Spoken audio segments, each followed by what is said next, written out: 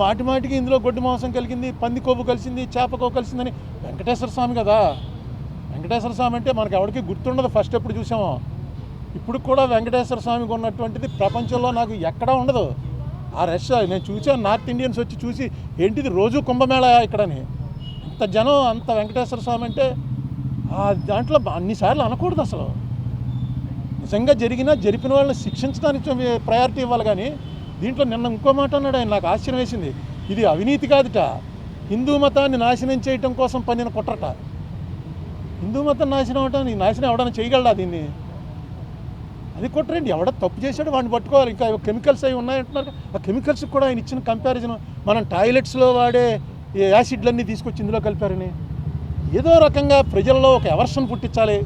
తిరుపతి లడ్డు అంటే అంత టేస్ట్గా తినేవాళ్ళకి ఆ లడ్డు చూడగానే ఇందులో ఏముందోరా బాబు అని అనిపించే భయం కలిగించాలని సీఎం లెవెల్ మనిషి అలా మాట్లాడటం కరెక్టే. నేను సీఎం గారి ఇంటికి వెళ్తే నాకు కప్పులో టీ ఇచ్చారు. ఆ కప్పు పట్టుకుని ఇది ఏంటనుకుంటున్నారు, ఈ మెటల్, ఈ మెటీరియల్ మనం టాయిలెట్స్లో కమోడ్లు వాడతామే, ఆ కమోడ్ మెటీరియల్ తోటి కప్పు తయారు చేసి ఆ కప్పులో ఇచ్చారండి. నిజమే. అది కమోడ్తో పోల్చడం ఏంటి? పింగాణితో అనేక రకాలు తయారవుతాయి, కమోడ్తో పోలుస్తారా ఎవడన్నా? నాకు ఎందుకు చాలా ఆశ్చర్యం వేసింది. ఏంటి ఇదేంటి ఇలా మాట్లాడు? సీఎం గారు ఎప్పుడు అంత బ్యాలెన్స్ తప్పి మాట్లాడ్డాడు. చాలా కాలం నుంచి ఆయన సీఎంగా చూస్తున్నాం కదా, ఎందుకు ఇలా మాట్లాడుతున్నాడు ఏంటి? ఎంత అందులో టాయిలెట్లు కడిగే వాటిని తీసుకొచ్చి కలిపారని.